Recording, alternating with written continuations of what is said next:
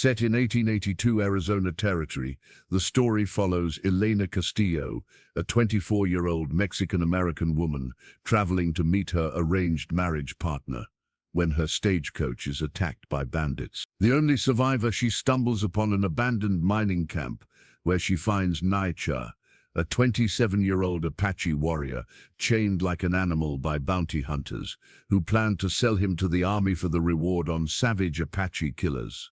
Despite warnings that he'll kill any stranger who comes close, Elena's compassion compels her to give him water.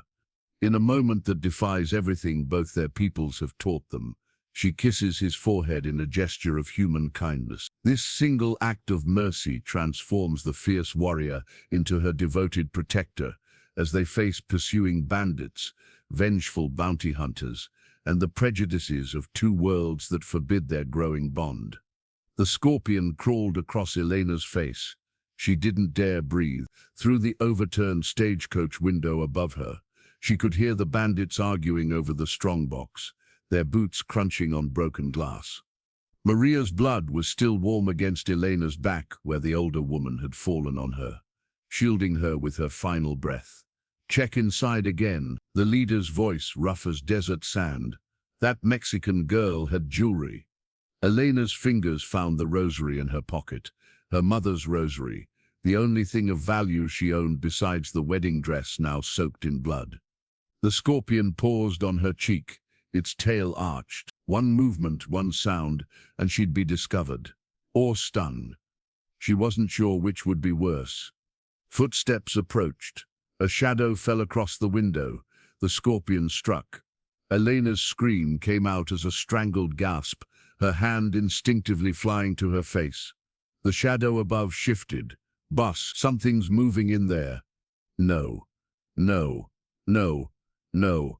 Elena pressed herself deeper under Maria's body, tasting copper and dust. The kind woman who'd shared her tamales at the last station, who'd told her stories about her grandchildren, who'd promised to write, she was gone.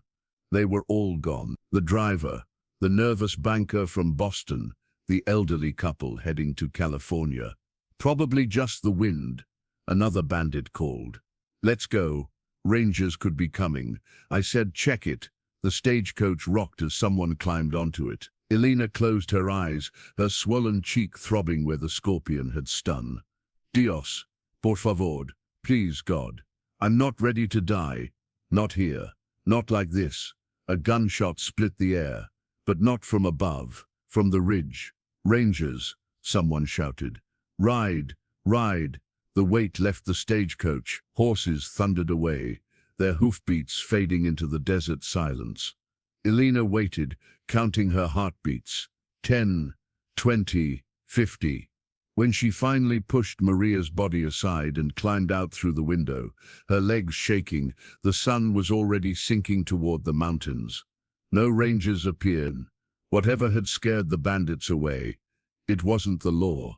Elena stood among the dead, her yellow traveling dress, the one her aunt had said would make a good impression on her betrothed, now rust-colored with blood. The horses were gone. The water barrel had been shot through. 30 miles from the nearest town, and night was coming. She knew she should say prayers over the bodies, but the words wouldn't come. Instead, she took the driver's canteen half full, and Maria's shawl. The banker's boots were too big, but better than her torn shoes. She was a thief robbing the dead, but the dead wouldn't mind. They couldn't. The stars came out one by one as she walked, following the stagecoach tracks back the way they'd come. Her face had swollen until her left eye was nearly shut. Each step sent fire through her blistered feet. The canteen grew lighter. Theodore Whitman. She repeated her betrothed's name like a prayer. Theodore Whitman of Tucson. Merchant. 38 years old. Widower. 2 children. Her aunt had arranged it all through letters. A good match, she'd said. Respectable. Safe. Elena would have a home, stability, things she'd never had since her parents died. She just had to survive long enough to reach him. By midnight, she was seeing things. Her mother, young and beautiful, walking beside her.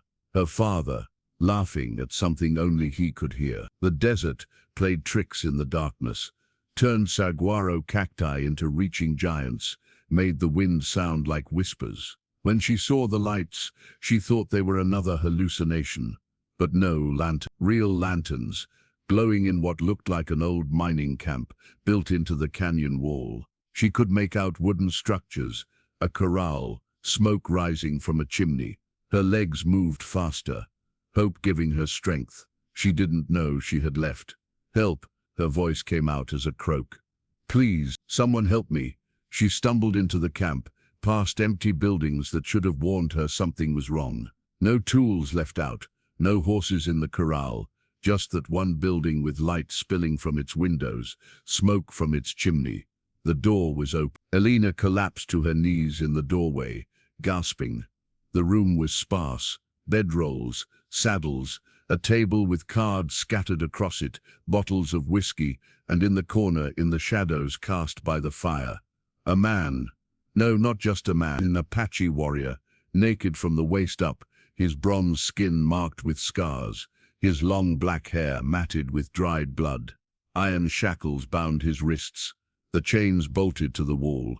His dark eyes, when they found hers, held nothing but death. "Well, well," the voice came from behind her. "What have we here?" Elena tried to turn, but a boot pressed between her shoulder blades, forcing her down. "Looks like we got ourselves a visitor, boys," the man called out. Two others emerged from the shadows, bounty hunters, by the look of them, hard men with harder eyes. Pretty little Mexican girl, all alone in the desert. "Please," Elena whispered, "I need water. My stagecoach was attacked." "Water ain't free in the desert, sweetheart." The one who seemed to be the leader, a man with a gray beard and tobacco-stained teeth, hauled her to her feet. "But maybe we can work something out." His partners laughed. Elena's stomach turned. "Stay away from the Apache," Graybeard warned, noticing her glance at the chained man. "He's a killer. Naiche, they call him. Son of a chief, worth $500 to the army, long as we deliver him breathing. But he'd snap your pretty neck soon as look at you. Already killed one man who got too close. That's why we keep him chained like the animal he is. Naiche." The name sent a shiver through her. She'd heard it whispered in cantinas, spoken in fear by settlers. One of the last free Apache warriors, they said. A ghost who appeared from nowhere, killed without sound, vanished like smoke. Course.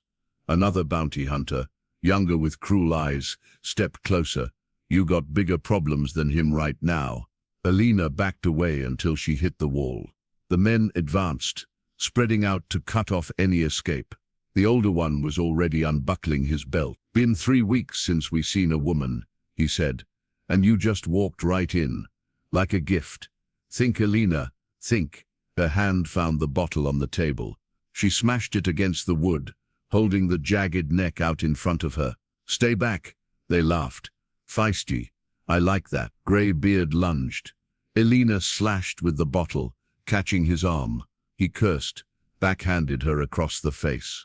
The bottle flew from her hand as she crashed to the floor, her vision exploding in stars. Hands grabbed her ankles, dragging her. She kicked, screamed, clawed at the floorboards. "Hold her down, get her dress." Fabric tore. Elena fought harder, wild with terror, but she was one small woman against 3 men. She could smell their stench, whiskey and sweat, and death.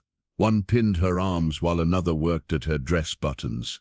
That's when she saw him watching. Naiche sat perfectly still in his chains, but his eyes were alive, burning with something she couldn't name. Their gazes locked across the room. She didn't think, didn't plan. With strength born of desperation, she twisted free for just a moment and scrambled not toward the door, but toward him. The bounty hunters shouted warnings, tried to grab her, but she reached the Apache and did the only thing that made sense in a world gone mad. She kissed him, not on the mouth, but on the forehead, gentle as a mother with a child. A kiss of recognition, one human being to another, both trapped, both suffering. Her tears fell on his face as she whispered in Spanish, the language of her mother, "I see you. You are not an animal. You are a man." The room went silent. Naiche's eyes widened, something shifting in their depths. For a heartbeat, neither moved. Then Greybeard's hand tangled in Elena's hair, yanking her backward. "Stupid girl, you don't know what you've done. He'll remember your scent now. Track you forever." Apache don't forget a face, especially one that the door exploded inward. Not rangers. Apaches, 3 of them, moving like shadows given form, arrows already nocked. The bounty hunters went for their guns, but Apache arrows were fast. Greybeard got a shot off before an arrow sprouted from his chest. The younger one tried to use Elena as a shield, but she bit his hand and dropped. An arrow took him in the throat before he could recover. The 3rd bounty hunter ran. He made it 3 steps before a tomahawk split his skull. Elena pressed herself against the wall, trying to become invisible, as the Apaches moved through the room. They ignored her completely, going straight to Naiche. One produced a key taken from Greybeard's body, unlocking the shackles. Naiche stood slowly, his muscles cramped from confinement, said something in Apache to his rescuers, his voice rough from disuse. Then he turned to Elena. She waited for death. Instead, he knelt beside her, studying her swollen face, the scorpion sting, the bruises forming on her arms. His finger, calloused and gentle, traced the tear tracks on her cheeks. He spoke again in Apache, and one of his companions handed him a water skin. He offered it to her. Elena's hands shook as she drank, the water better than anything she'd ever tasted. Naiche watched her, then stood and walked to the bounty hunter's supplies. He returned with a blanket, wrapping it around her torn dress. One of the Apaches spoke urgently, gesturing toward the door. They needed to leave. The shots would bring others. Naiche nodded, but didn't move. He was still watching Elena. Finally, he spoke, his English heavily accented, but clear. "You kissed me." "Yes." Why? How could she explain that in that moment she'd seen his humanity when everyone else saw only a savage, that she'd recognized the same trapped desperation in his eyes that she felt in her soul, that sometimes the only rebellion against cruelty was an act of kindness? "Because," she said simply, "no one should die thinking they're unloved." Something shifted in Naiche's expression. He spoke rapidly in Apache to his companions. They argued, gesturing. He cut them off with a sharp word. Then he turned back to Elena and extended his hand. "Come." "What?" "You come. With us." I can't. I have to get to Tucson. My betrothed. Dead if you stay. Bandits return. More hunters come. Find you here with bodies." He gestured at the carnage. "They not ask questions." He was right. She'd be blamed for this. A Mexican woman found with dead white men. They'd hang her without trial. "But I'm not Apache. Your people. You kissed me." He said it like it explained everything. "Made me human when they made me animal. Now I protect you. Always." One of his companions said something angry in Apache. Naiche responded sharply, and Elena caught one word repeated, "Shika." The other Apache looked at her with something between surprise and respect. "What does that mean?" she asked. "Shika, Shika, sister friend," Naiche translated. "Sacred, one who stands for another when world stands against. You stood for me. Now I stand for you." Elena looked at the dead bounty hunters, at the blood pooling on the floor, at the desert darkness beyond the door. Then she looked at Naiche's outstretched hand. She took it. As they vanished into the night, she didn't know that she'd just changed the course of 2 lives forever. That the kiss meant to be a anal kindness would become the first beat of a love that would defy 2 worlds. That the Apache she'd shown mercy would become not just her protector, but her destiny. The desert swallowed them. 5 shadows moving through the darkness. 4 Apache warriors and 1 Mexican woman in a torn yellow dress, bound together by an act of unexpected grace. Behind them, the mining camp burned, erasing all evidence they'd ever been there. Ahead lay the mountains, dangerous and wild and free. Elena didn't look back. The Apaches moved through the desert like water over stone, silent, fluid, leaving no trace. Elena struggled to keep pace, her torn shoes catching on rocks, her breath coming in gasps that seemed thunderous in the pre-dawn quiet. no one oak. When she stumbled, Naiche's hand would appear at her elbow, steadying her, then withdraw. They climbed higher into the Dragoon Mountains, following paths that weren't paths, through passages between rocks that seemed solid until you looked at them from just the right angle. The Apache, who'd argued about bringing her, she'd learned his name was Karuk, kept glancing back with undisguised hostility. The other two brothers named Dakia and Bijil seemed merely wary. As the first light painted the peaks gold, they stopped at a hidden spring. Elena collapsed beside it, her legs trembling. The men spoke in rapid Apache while she drank, their voices low but urgent. She didn't need to understand the words to know they were arguing about her. Finally, Naiche cut through the debate with a sharp gesture. He walked to Elena, crouched beside her. In the morning light, she could see him clearly for the first time. His face was angular, handsome in a fierce way, with high cheekbones and a strong jaw. But it was his eyes that held her, dark as the desert night, holding depths of pain and strength she couldn't fathom. "You have man waiting," he said. It wasn't a question. "Yes, Theodore Whitman, in Tucson. You love him." The question surprised her. I've never met him. It was arranged by my aunt." Something flickered across Naiche's face. "White man's way. Sell women like horses. It's not like that. He's a good man, a merchant. He has children who need a mother. You need husband, have no family. My parents died when I was 14. My aunt raised me, but she's getting old. She wanted to see me settled before." Elena trailed off, realizing how pathetic it sounded. Naiche was quiet for a moment. Then, "My wife dead. 2 winters now. Soldiers came to camp while warriors gone. She fought. They shot her." His voice was flat, but his hand had clenched into a fist. "My son too, 4 summers old." "I'm sorry," Elena whispered, the words inadequate. "White men sorry after killing. Always sorry. Sorry not bring back dead." He stood abruptly. "We go. Must reach caves before sun high." They walked through the growing heat, climbing always higher. Elena's dress, already torn, caught on thorns and rocks, until the hem was ragged. Her face throbbed where the scorpion had stung her, and she could feel her left eye was completely swollen shut now. At midday, they reached the caves, a network of natural caverns hidden behind a wall of rocks, invisible until you were almost inside them. As they entered the cool darkness, Elena heard voices, smelled smoke from cook fires. They emerged into a larger cavern lit by a shaft of sunlight from above, and Elena gasped. It was an entire Apache camp, hidden inside the mountain. Perhaps 30 people, women, children, elderly, and a handful of warriors. They all stopped what they were doing to stare at her. A woman rushed forward, speaking rapidly to Naiche in Apache, her voice relieved. She was beautiful, with long braided hair and intelligent eyes.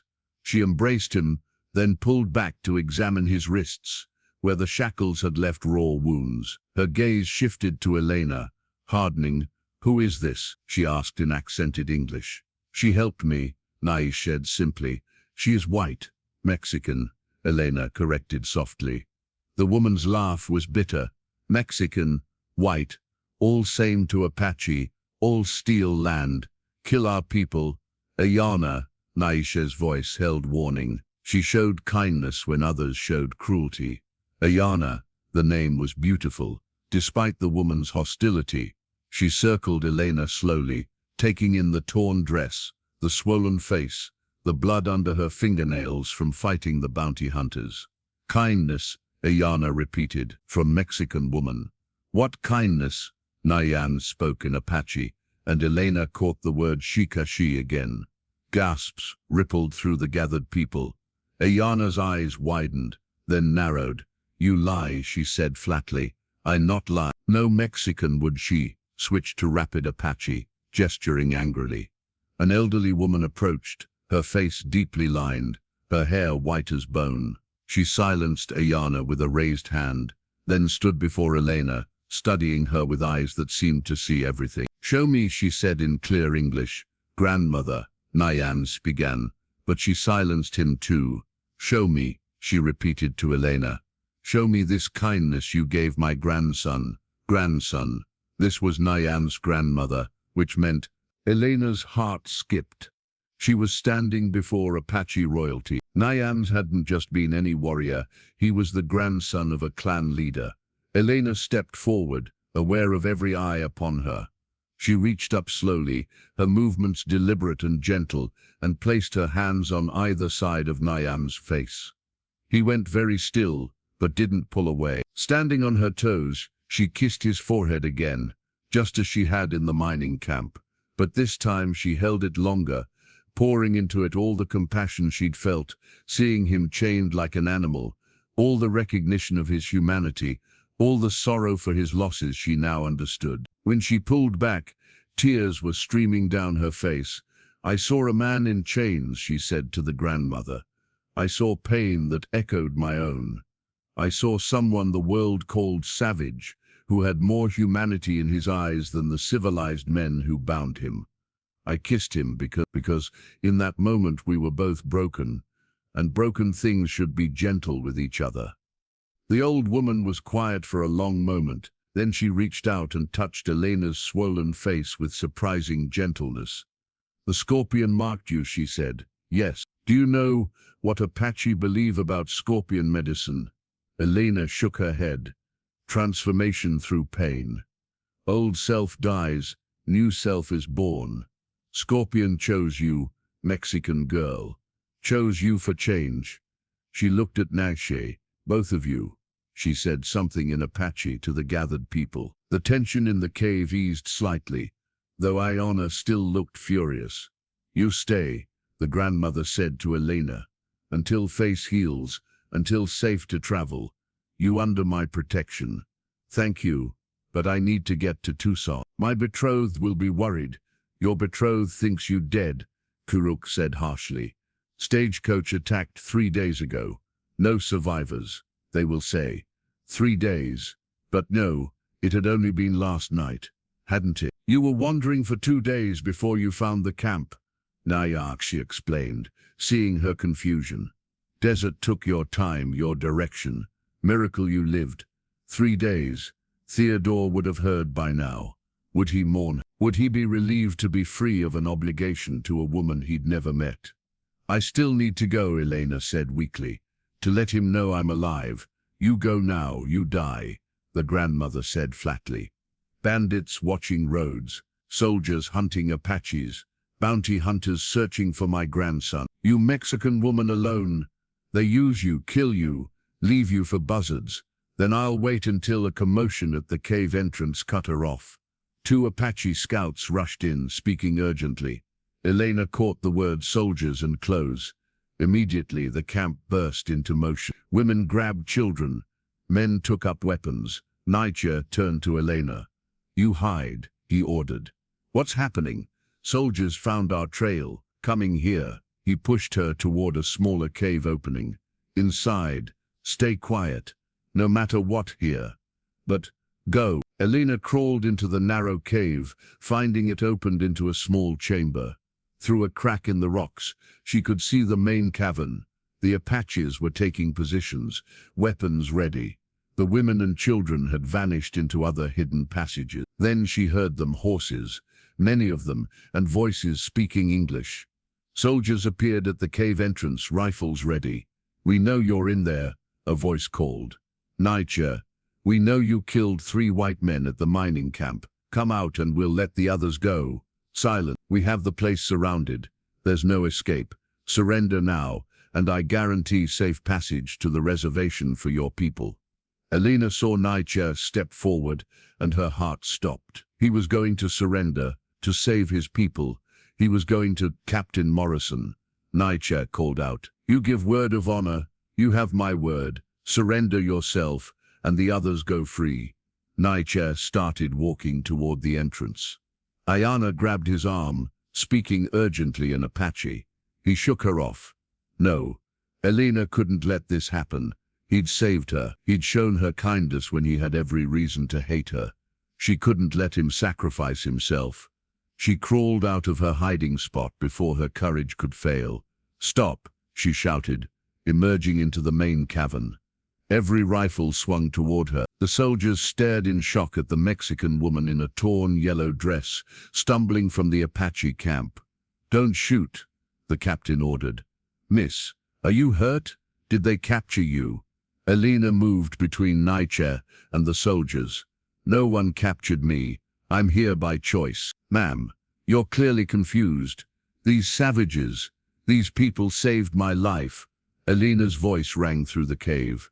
"My stagecoach was attacked by white bandits. They killed everyone, women, children, an elderly couple. I was dying in the desert when these savages found me and brought me here. They gave me water, food, shelter." "The stagecoach, you're the Castillo woman, but the report said no survivors." "I survived because of them." She pointed at Naiche. "This man protected me from the real killers.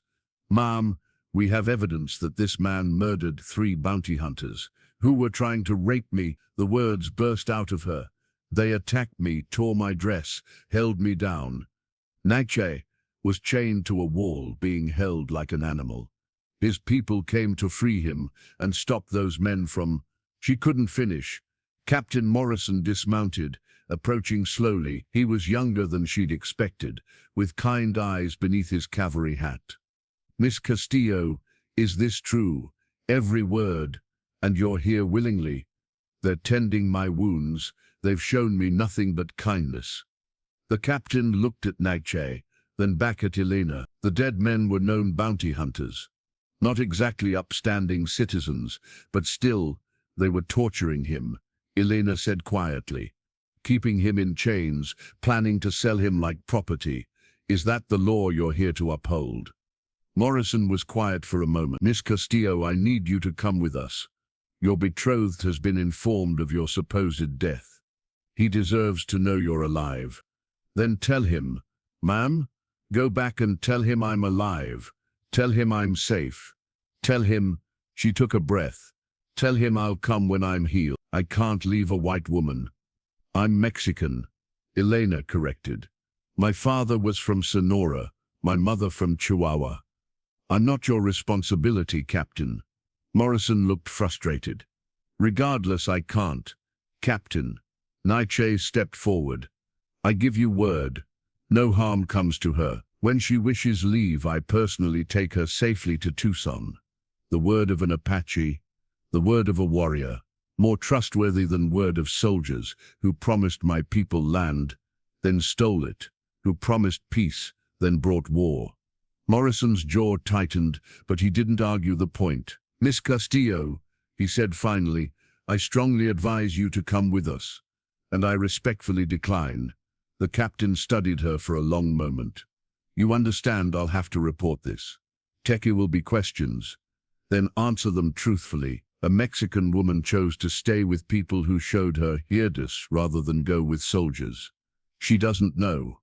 Morrison looked like he wanted to argue further, but finally nodded. "Very well. But Miss Castillo, if you change your mind, if you need help, send word to Fort Huachuca. Ask for me personally."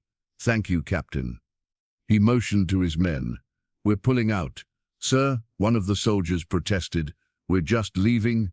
With her here, she's made her choice, Sergeant. And frankly, after reading the reports about those bounty hunters, I'm inclined to believe her story. Mount up." As the soldiers filed out, Morrison paused at the entrance, looking back.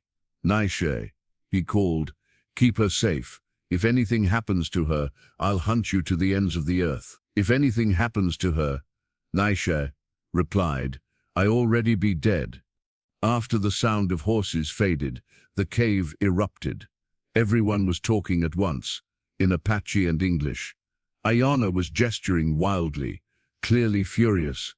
The grandmother raised her hand for silence. "It is done," she said in English, clearly meant for Elena to understand. The Mexican woman stood between Apache and white soldiers. Chose, "Apache, this is not small thing. It's stupid thing." Ayana snapped. "Now soldiers know where we are." "No," Karuk said slowly, surprising everyone. "They not come back. That captain, Morrison, he is one who keeps word." and woman gave him reason to leave without dishonor. All eyes turned to Elena, who suddenly felt exhausted. The adrenaline was wearing off, leaving her shaky and weak. "Why?" Ayana demanded.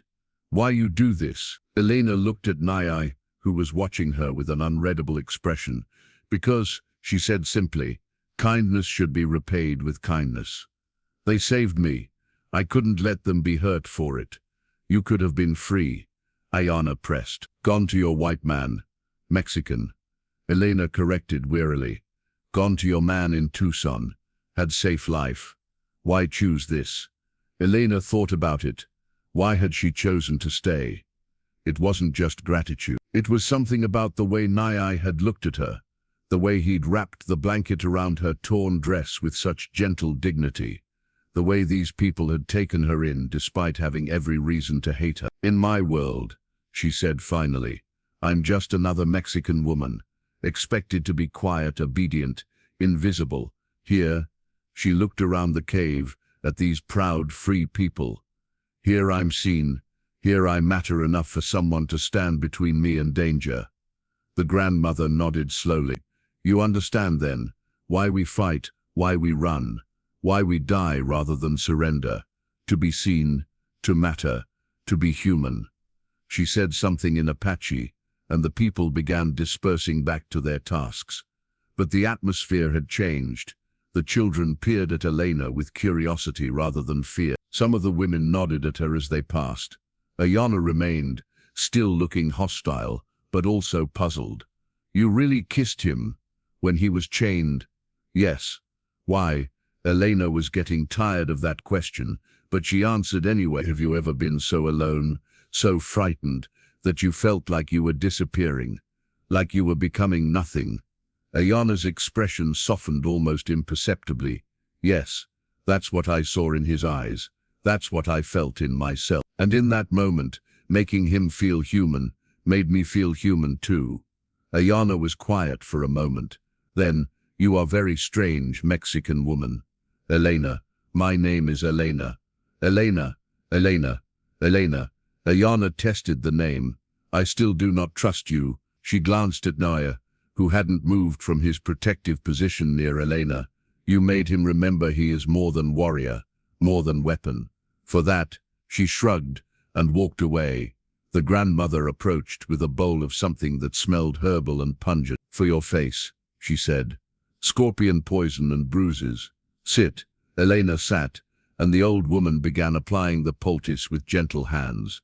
It stung at first, then became wonderfully cooling. "My grandson watches you," the grandmother observed. Elena glanced at Naiche, who quickly looked away. "He hasn't looked at a woman since his wife died," the grandmother continued. "Hasn't smiled, hasn't laughed, became like stone. But now," she hummed thoughtfully, "scorpion medicine, transformation. I'm engaged to another man," Elena said softly. "Man you never met, man who may not even want you now that you've been with Apaches. Whites fear Apache touch, like disease. Think it makes women unclean." Elena hadn't thought of that. Would Theodore reject her now? Would anyone in Tucson accept her after she'd chosen to stay with Apaches? "Rest now," the grandmother said. "Tomorrow we teach you." "Teach me what?" "How to survive, how to be strong, how to be free." She smiled, and it transformed her weathered face. "How to be Apache." The Apache women laughed as Elena tried to walk in the soft-soled moccasins they'd given her. After 2 weeks, she still moved like a newborn colt, uncertain and awkward compared to their silent grace. But she was learning. Her face had healed, the swelling gone down to reveal only a faint mark where the scorpion had stung her. The grandmother said it would scar, a small star-shaped reminder of the night her old life ended. "No, no," Ayana corrected, adjusting Elena's grip on the grinding stone. "Like this. Use your whole body, not just arms." The two women had developed an uneasy friendship. Ayana still didn't fully trust her, but she'd stopped actively hostile and begun teaching Elena the skills she'd need to survive. How to find water in the desert, which plants could heal, which could kill, how to move silently, how to hide in plain sight. "You make too much noise," Ayana said. even the children quieter. I'm trying. Try harder. Noise means death out here. Elena had learned that Ayana was Naiche's cousin, that she'd lost her own husband to soldier bullets, that she had a young son she was raising alone. She was fierce, because she had to be, hard because softness got you killed in this world. Naiche had been gone for 3 days now, scouting with the other warriors. Elena told herself she didn't miss him, but she found herself looking toward the cave entrance every time someone entered. He'd barely spoken to her since the day with the soldiers, but he was always there, a silent presence watching from the edges, ensuring no one bothered her, leaving small gifts outside the shelter the women had set up for her. A better blanket, a carved wooden fresh venison when the hunters returned.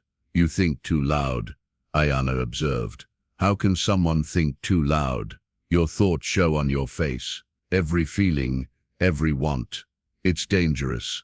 To show feelings, to show weakness. Ayana paused in her grinding. Men take advantage of weakness. Apache men, Mexican men, white men, all same in this. Naiche wouldn't he? Ayana's eyes were sharp. You know him so well after 2 weeks. Elena fell silent. She didn't know him. She knew he was gentle with children, patient with the elderly, respected by the warriors. She knew he had nightmares. She'd heard him cry out in his sleep from across the camp. She knew he carved small animals from wood when his hands needed to be busy, but she didn't know him. A commotion at the entrance made them both look up. The scouts were returning, but something was wrong. They were carrying someone. Elena's heart dropped. Naiche was Dakia, one of the brothers who'd been there the night Naiche was free. An arrow protruded from his shoulder, and blood soaked his shirt. The grandmother immediately took charge, barking orders in Apache. The wounded man was brought to her shelter. Elena started to follow, wanting to help, but Ayana held her back. No, you stay here. I know some healing. My mother taught me. Stay. But as the afternoon wore on and she could hear Dakia's groans of pain, Elena couldn't stand it anymore. She gathered the medicinal plants she'd been learning about and approached the grandmother's shelter. I said, stay away, Ayana snapped. Let me help, Elena insisted.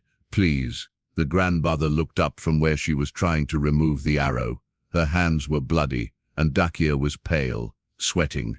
You know healing. Some. My mother was a curandera. The grandmother studied her for a moment, then nodded. Come. Elena knelt beside Dakia, examining the wound. The arrow had gone deep, probably hitting bone, but she'd seen worse. I need hot water, clean cloth, and she tried to remember the Apache names for the plants, the one with purple flowers that grows by the stream, and whiskey if you have it. For the next 2 hours, Elena worked alongside the grandmother. She cleaned the wound, applied poultices to fight infection, stitched the torn flesh with sinew thread. Dakia bit down on a leather strap, trying not to scream. When it was over, he was unconscious, but breathing steadily. You have good hands, the grandmother said. Steady, sure. My mother was better. Your mother is dead? Fever. 10 years ago. And father? Mining accident. The same year. The grandmother nodded. So you understand loss. Understand survival. Before Elena could respond, Naiche appeared in the doorway. His eyes went immediately, Elena's bloody hands, then to Dakia. He lives? He lives, the grandmother confirmed. The Mexican girl has healing hands. Naiche's gaze lingered on Elena. You are hurt? No, it's his blood, not mine. He nodded and started to leave, then paused. Thank you for helping him. Then he was gone, leaving Elena strangely disappointed. That night, there was a council. Elena wasn't invited, but she could hear the raised voices from across the camp. They were arguing about something serious. She caught words she recognized. Soldiers' reservation surrender. Ayana found her later, her face grim. What's happening? Elena asked. The army is offering new treaty. Say if we come to reservation now, peacefully. They give us good land, own water, no chains. That's good, isn't it? Ayana's laugh was bitter. They promised this before. Many times, always lies. But maybe this time, you don't understand. Reservation is death. Slow death, but death.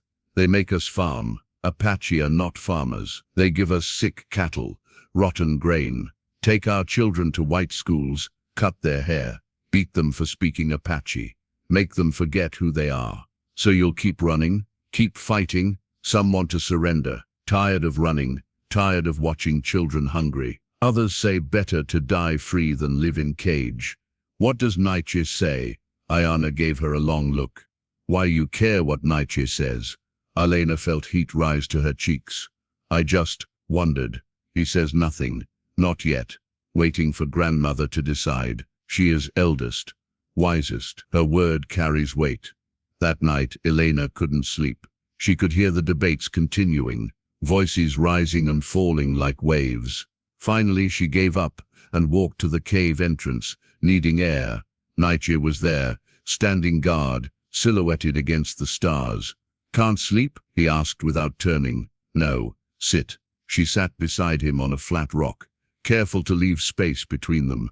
They were quiet for a while, watching the stars wheel overhead. Your man, Naiche said suddenly. He good man?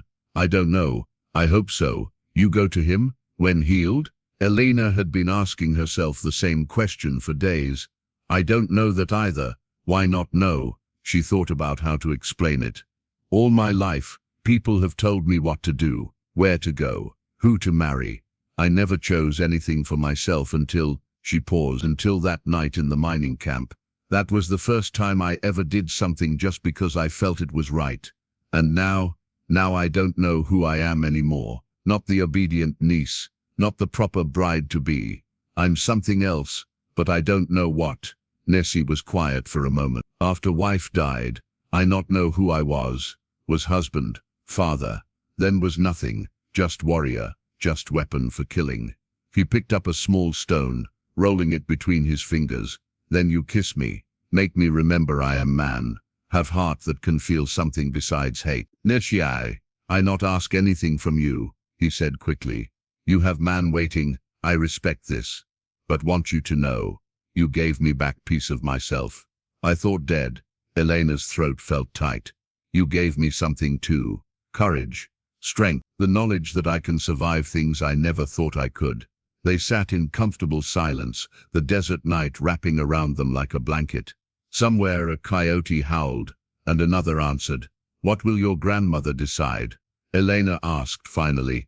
Don't know. She old, tired, sees too much death. Maybe thinks reservation better than watching more grandchildren die. What do you think? I think, he paused, choosing his words carefully. I think sometimes surviving is not same as living. On reservation we survive. Out here, hunted but free we live. Even if living means dying. Everyone dies. Question is, do you die as yourself or as shadow of what others make you? His words hit something deep in Elena. Wasn't that exactly what she'd been, a shadow of what others expected her to be? There's something else, Naiche said. Scouts saw something today, beyond where Dakia was shot. What? White men. Many of them, riding toward Tucson. They had women with them, captives. Elena's blood chilled. Bandits? Same ones who attacked your stagecoach. Kuruk recognized leader, man with scar across his throat. She remembered him. He was the one who'd given the order to check the coach again, right before the mysterious gunshot scared them off. Those women, they're in danger. Yes, we have to help them. Naiche turned to look at her. We? Someone has to. Not our fight. Apache have enough enemies. They're innocent women. Like your wife was innocent. His face hardened. Don't speak of my wife. I'm sorry. I didn't mean. Army won't catch them. Bandits too smart. No desert too well. We'll sell women in Mexico. Disappear. Elena stood up, pacing. So we just let it happen. What else can we do? Risk our people for strangers, for whites who would see us hang. She knew he was right, but it felt wrong. Those women were suffering while she sat here safe. I could go to Tucson, she said suddenly. Warn the authorities. No. His response was immediate, sharp. Why not? You not ready? Still make too much noise. Still too soft. Then make me ready. Teach me. He stood towering over her. Why this matter to you? Because I was almost one of those women. Because no one deserves that fate. Because, she met his eyes. Because doing nothing makes us no better than those who do evil. He studied her for a long moment. You really want learn. Real training, not just what Iana teaches. Yes, it will be hard, painful. I'm not afraid of pain anymore. Something shifted in his expression. Respect, maybe, or recognition. Tomorrow, he said. Dawn. We begin. He walked back into the cave, leaving Elena alone with the stars and the weight of her decision. She didn't know that this choice would change everything. That learning to be strong would mean learning to kill. That saving strangers would mean choosing between two worlds once and for all. The next morning came too soon. Elena woke to Naiche standing over her shelter. Come. She followed him out of the cave, past the sentries, to a hidden canyon she'd never seen before. The ground was sandy, soft, perfect for falling. First lesson, he said. Fight. I don't know how to fight. Why I teach. He circled her slowly. Bandits not care, you don't know. Soldiers not care. World not care. Without warning, he grabbed her wrist. Instinctively, she tried to pull away, but his grip was iron. Wrong. Never pull back. Always move forward, into attack. He demonstrated, showing her how to use an attacker's grip against them. Again, for hours, he taught her how to break holds, how to use her small size as an advantage, where to strike to cause the most damage, eyes, throat, knees. She fell again and again, sand in her mouth, bruises blooming on her skin. Enough, she gasped, finally, on her knees. Bandits not stop when you say enough. I can't. He pulled her to her feet, not gently. You can. You stronger than you know. I see it. Now you must see it. She looked at him through sweaty, tangled hair. His face was impassive, but his eyes burned with something that made her stomach flutter. Why are you doing this? She asked. You asked me to teach. No. Why do you care if I get strong? He was quiet for a moment. Because world tries to break strong things, tries to make them weak, controllable. You have strength inside. Should not let world take it. Like they tried to take yours. They did take mine. When they killed my family, turned me into nothing but hate and violence. He stepped closer. Until you reminded me, I could choose to be more. The space between them felt charged, dangerous. Elena's heart was racing, and not from the exercise. Naiche, again, he said, stepping back. Defense position. But as they continued training, something had shifted. Every correction of her stance required his hands on her body. Every demonstration brought them close. They were dancing on the edge of something neither could name, both pulling back before they fell. When they returned to camp at sunset, Iana was waiting. Her expression knowing, grandmother wants to see you, she told Elena. Both of you. They found the elderly woman sitting by her fire, her ancient eyes reflecting the flames. I have decided, she said without preamble. We do not go to reservation. Relief flooded through Elena, though she wasn't sure why. But, the grandmother continued, we cannot stay here. Soldiers getting closer. Must move deeper into mountains. More dangerous, harder living. She looked at Elena. You must decide now. Come with us, or we take you to Tucson before we go. Elena's mouth went dry. The moment of choice had come sooner than expected. When? 3 days. 3 days to decide her entire future. 3 days to choose between safety and what? She looked at Naiche, who was studiously avoiding her gaze. What was she choosing if she stayed? I need time to think. Time is luxury we don't have much of, the grandmother said. But think, pray, listen to what your heart says beneath the fear. That night, Elena lay awake wrestling with her decision. Theodore offered security, respectability, a normal life. The Apache offered danger, uncertainty, but also something else, the chance to be herself, fully and freely. She thought about the women held captive by bandits. If she went to Tucson, she could try to help them. But would anyone listen to a Mexican woman who'd been living with Apaches? They'd more likely lock her up as hysterical or compromised. If she stayed with the Apache, she'd be choosing a life of running, of hiding, but also a life where she mattered, where her voice was heard, where she was learning to be strong. As dawn approached, she made her decision. She found Naiche preparing weapons with the other warriors. "I want to go after the bandits," she said. Everyone stopped what they were doing to stare at her. "What?" Karuk asked. "The bandits who have those women. I want to free them." "You're insane," Ayana said flatly. "Maybe, but I can't choose my future until I fix what they started. They attacked my stagecoach, killed innocent people, started this whole chain of events. Those women they could be me. I was just luckier." "It's suicide," Karuk said. "Not if we're smart about it. Naya's voice was carefully neutral. "I can't do it alone, but I won't ask anyone to risk themselves for my conscience." The warriors exchanged glances. Finally Bijil spoke. "How many bandits?" Scouts said dozen, maybe more. Naiche replied. "And women? How many captives?" 4, maybe 5. Elena's mind was already working. They'll have to stop somewhere. Water the horses, rest. They can't travel fast with captives. "There's an old trading post," Karuk said slowly. "Adobe Wells, 2 days' ride toward Mexico. Bandits use it sometimes. Good water, defensive position, so we'd know where they'll be." "Still suicide," Ayana insisted. "Dozen men, armed in defensive position. Not if we don't fight them directly," Elena said. An idea was forming. What if they thought they were getting another captive? A Mexican woman alone, injured. Understanding dawned in Naiche's eyes. "Bait." "No," he said immediately. "Too dangerous." "Everything's dangerous now. At least this danger has purpose." They argued for an hour, but eventually a plan took shape. It was risky, possibly foolish, but it might work. The grandmother listened to it all in silence, then spoke. "If you do this thing, you do it not as Apache. Cannot risk war with whites. You go as individuals, not representatives of our people." "Understood," Elena said. "And after, if you survive?" Elena looked at Naiche, then back at the grandmother. "After, I'll have my answer about where I belong."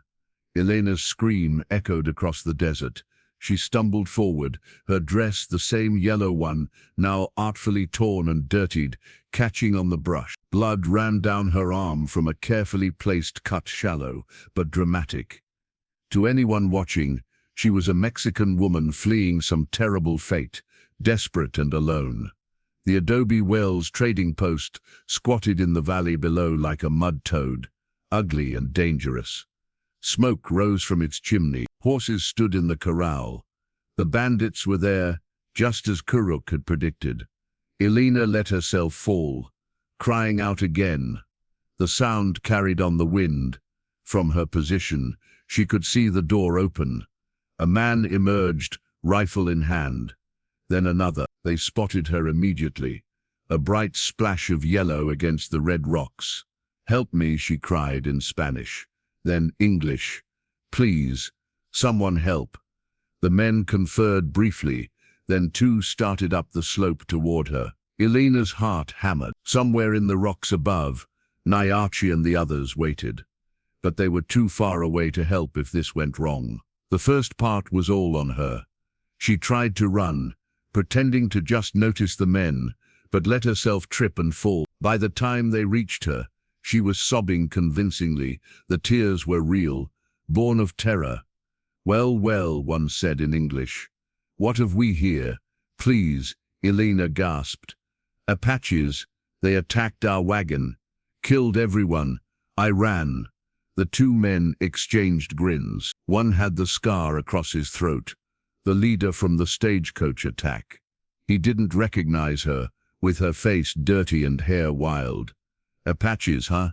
Scarthroat said. "How long you been running, señorita?" 2 days, maybe 3. "Please, water."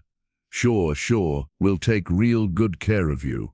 They hauled her to her feet, not gently. As they walked her down to the trading post, Elena memorized everything: number of horses, location of windows, where the guards were posted. Inside was worse than she'd imagined. 4 women huddled in the corner, chained together. 3 white women and 1 Mexican, all showing signs of abuse. Their eyes were hollow, hopeless. One couldn't have been older than 16. "Got another one, boys," Scarthroat announced. "Pretty little Mexican thing." The other bandits gathered around, leering. Elena counted 12, just as the scouts had said. "All armed, all drunk or getting there. Chain her with the others," Scarthroat ordered.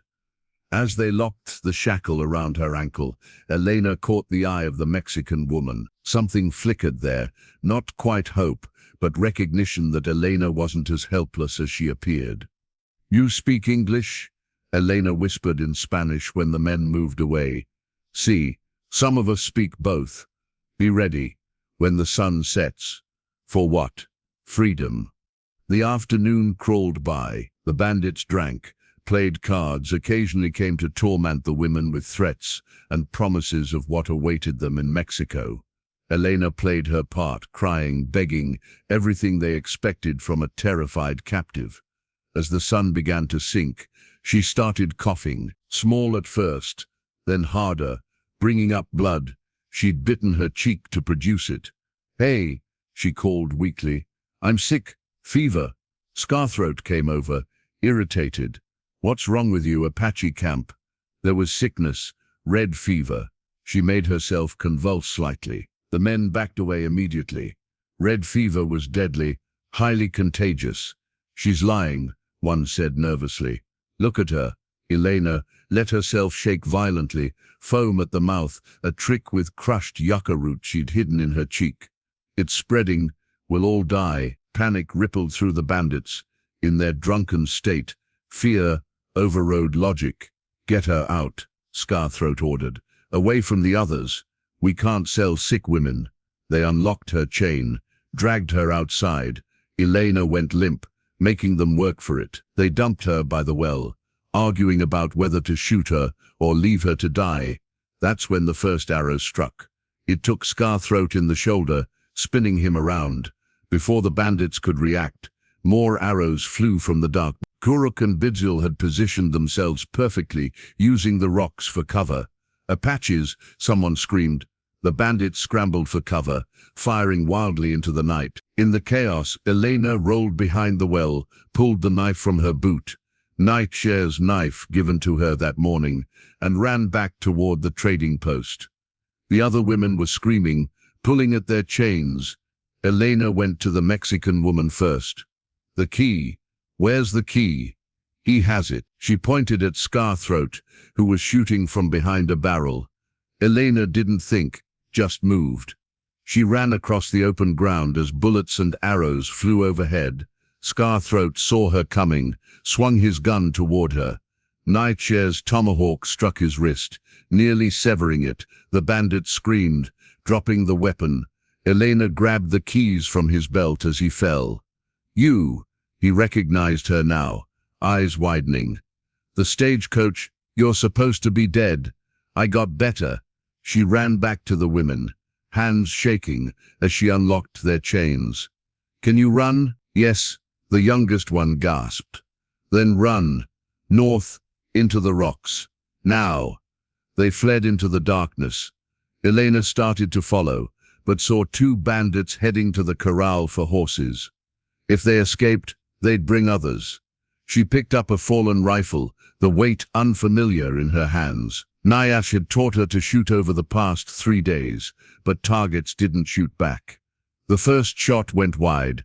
The second caught one bandit in the leg, dropping him. The third click empty. The remaining bandit spun toward her, raising his pistol. Time slowed. Elena saw the muzzle flash, felt the bullet whisper past her ear. Then Naiche was there, tackling the man, his knife flashing. "Go," he shouted at her. "Get to the rocks." But more bandits were coming from inside, cutting off their escape. Elena and Naiche pressed back to back, surrounded. "I'm sorry," she gasped. "This was stupid. I should never have. No. His hand found hers, squeezed once. Was brave. Was right. 6 bandits circled them, guns drawn. Elena could see Kuruk and the others still firing from the rocks, but they couldn't help without hitting them. Kill the Apache, one bandit said. Keep the girl. She's worth money. No. Elena stepped in front of Naiche. You want me alive? Then he lives too. Move, girl. No. The bandit raised his gun toward Naiche anyway. Thunder split the night. Not natural thunder. The thunder of cavalry horses. Soldiers! Someone screamed. Captain Morrison's troops swept into the valley, sabers flashing in the firelight. The bandits scattered, some trying to fight, others to flee. In moments it was over. Elena's legs gave out. Naiche caught her, lowering her gently to the ground. Blood soaked her sleeve. She'd been shot without realizing it, adrenaline masking the pain. Elena, he pressed his hand to the wound, trying to stop the bleeding. Captain Morrison appeared, taking in the scene, the freed women, the dead bandits, Elena in Naiche's arms. Miss Castillo, we received word about bandits in the area. Didn't expect to find you here. The women, Elena gasped. Are they safe? All 4 accounted for and unharmed, thanks to you. He looked at Naiche, something like respect in his eyes. Both of you. A medic appeared, pushing Naiche aside to tend Elena's wound. She grabbed Naiche's hand, not letting him go. Captain, she said weakly, the Apache warriors who helped. They were never here. You never saw them. Morrison looked at the darkness where Kuruk and the others had melted away. I saw nothing but brave men saving innocent women. Nothing else matters. As the medic worked, Morrison questioned the surviving bandit. Scarthroat, still alive, despite his mangled wrist, spat toward Elena. Mexican witch, you planned this? Yes, Elena said simply. I did. You were with the Apaches all along. Yes. Morrison raised an eyebrow. Miss Castillo, you're admitting to escaping captivity, finding shelter with kind people, and returning to save other women from the fate I nearly suffered. Is that a crime, Captain? No, he said after a moment. No, it's not. Later, as dawn broke across the desert, Elena sat by a soldier's fire, her arm in a sling. The rescued women had been taken to the fort. The surviving bandits were in chains. Naiche stood at the edge of the firelight, not quite soldier, not quite prisoner, not quite free. Morrison approached, holding a letter. Miss Castillo, I have something for you. From Mr. Whitman. Elena's heart sank. Theodore. She'd almost forgotten. He was informed of your survival 2 weeks ago. Morrison continued. He asked me to deliver this if I found you. With trembling fingers, she opened the letter.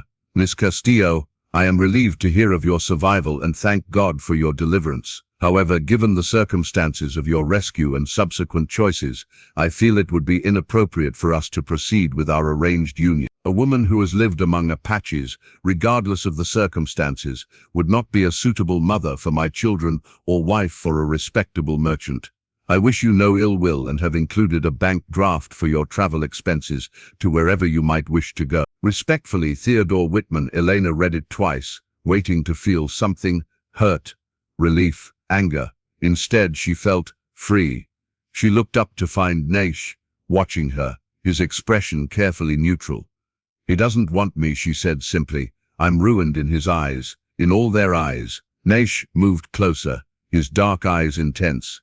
You are not ruined, you are refined, like metal in fire. Made stronger. What do I do now? Where do I go? Grandmother extends invitation. Come with us. Not as guest, but as family, as Apache. I'm not Apache. Heart is Apache. Spirit is Apache. Blood, he shrugged. Blood is just blood. Captain Morrison cleared his throat. Miss Castillo, I should inform you that there's a reward for the capture of these bandits. $500. It's yours by right. $500. Enough to go anywhere. Start over anywhere. Additionally, Morrison continued, the families of the rescued women have pooled together a reward for their savior. Another $1,000. Elena's breath caught. With that money, she could buy a small house, open a shop, live independently, be truly free. She looked at Naiche, then at the mountains where the Apache camp was hidden. Two paths diverged before her. One safe and solitary, one dangerous but full of something she'd only just begun to understand. "Captain," she said, "would you do something for me? If I can." "The Apache on the reservation, do they receive the supplies they're promised? The food, medicine, blankets?" Morrison's jaw tightened. "Not always. Often the supplies are diverted, sold by corrupt agents. And if someone were to buy supplies directly, deliver them personally, that would be possible. Unusual, but possible." Elena stood, decision made. "Then I want to use half the reward money to buy supplies for the reservation Apache. Food, medicine, whatever they need. The other half." She looked at Naiche. "I want to give to the free Apache to help them survive the winter." "Miss Castillo," Morrison said carefully, "you're choosing to help those the government considers hostiles. I'm choosing to help people in need, Captain. Isn't that what Christians are supposed to do?" He studied her for a long moment, then smiled slightly. "I'll make the arrangements." As Morrison walked away, Naiche moved closer. "You would do this? For Apache? For family?" Elena corrected. Something broke in Naiche's expression then, a wall crumbling. He pulled her against him, careful of her wounded arm, and held her like she might disappear. "I should not," he whispered, in her hair. "You deserve better than life of running, hiding. I deserve a life I choose," Elena said against his chest. "And I choose this. I choose you." He pulled back to look at her, and she saw everything in his eyes: hope, fear, love he'd thought he'd never feel again. "The others might not accept. Then we'll make our own path, together." He kissed her then, not on the forehead as she had done to him, but fully, deeply, a kiss that tasted of promises and desert wind and freedom. When they broke apart, the sun was fully risen, painting the mountains gold. "Come," Naiche said, "grandmother is waiting." The children gathered around the fire, eyes wide as Elena finished the story. "And then what happened, Mama?" little Maria asked, her dark eyes, her father's eyes shining with excitement.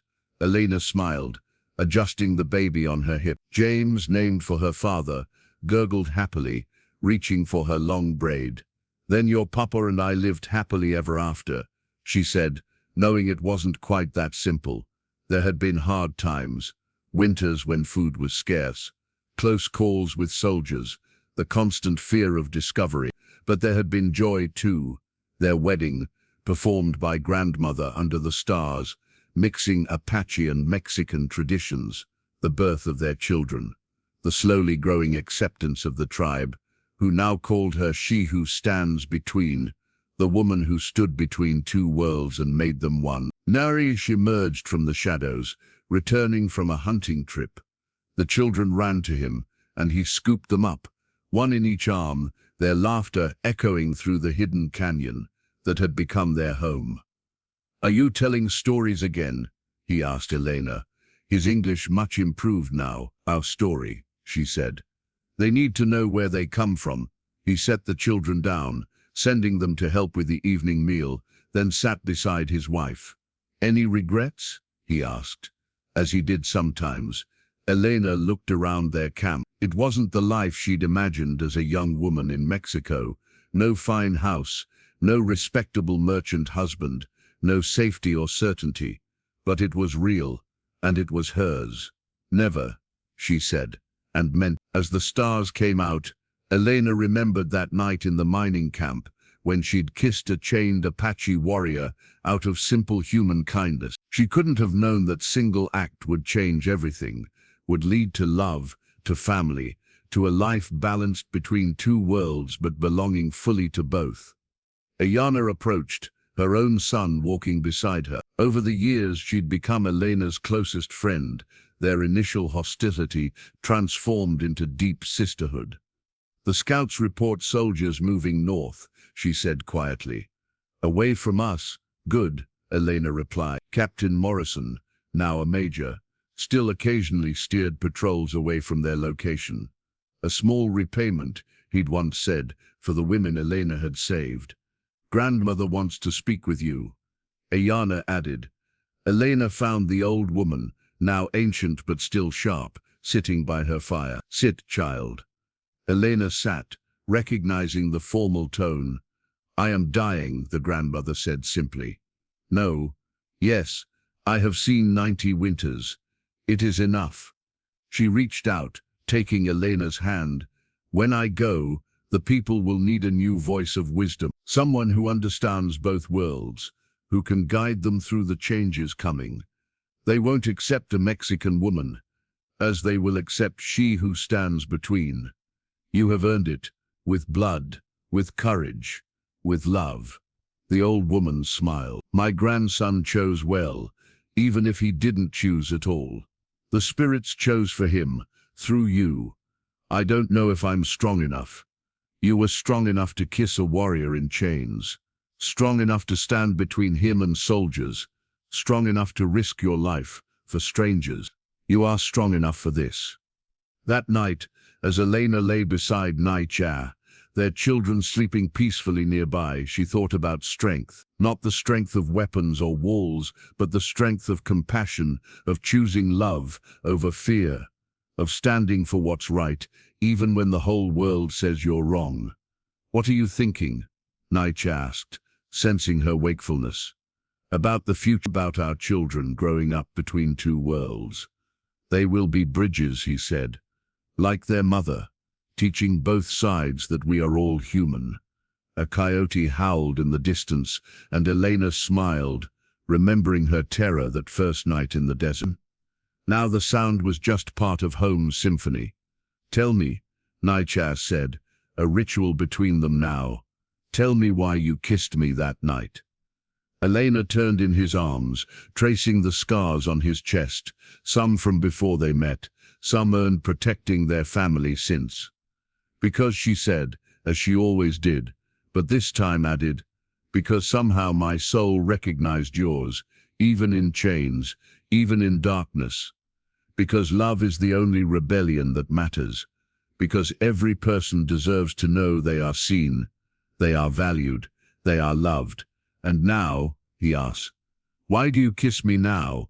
She leaned up, pressing her lips to his, soft and sweet and sure. Because you are my choice. Every day, every moment, you and this life and this family, you are my choice. And I would make it again, 1,000 times over. As they held each other, the sound of their children's breathing peaceful in the darkness, Elena knew that some stories don't end with happily ever after. Some stories end with purposefully ever after, choosing each day to love, to fight, to stand for something greater than yourself. The grandmother died 3 days later, passing peacefully in her sleep. As the tribe mourned, they looked to Elena for the words of comfort, the bridge between the old ways and whatever new ways were coming. Standing before the gathered people, her children at her side, Naiche's hand in hers, Elena spoke in Apache, the language she'd learned through love and loss and determination. She told me once that scorpion medicine means transformation through pain. We have all been stung by loss, by change, by a world that fears what it doesn't understand. But we transform, we survive, we choose to remain human in a world that would make us less. That is our resistance. That is our victory. As the sun set behind the mountains, painting the sky in shades of fire, Elena thought she heard the grandmother's voice on the wind. Well done, child. Well done. The Apaches sang their morning songs, and Elena sang with them, her voice joining the ancient melodies. She was Mexican, she was Apache, she was neither, and both. She was she who stands between, and she was exactly where she belonged. In years to come, the story would be told around countless fires of the Mexican woman who kissed a chained Apache warrior and changed two worlds forever. Some would call it legend, some would call it impossible. But for those who lived it, who saw love conquer fear and kindness defeat cruelty, it was simply the truth that sometimes the smallest act of humanity can echo through eternity, that love recognizes no boundaries, and that freedom isn't a place or a people.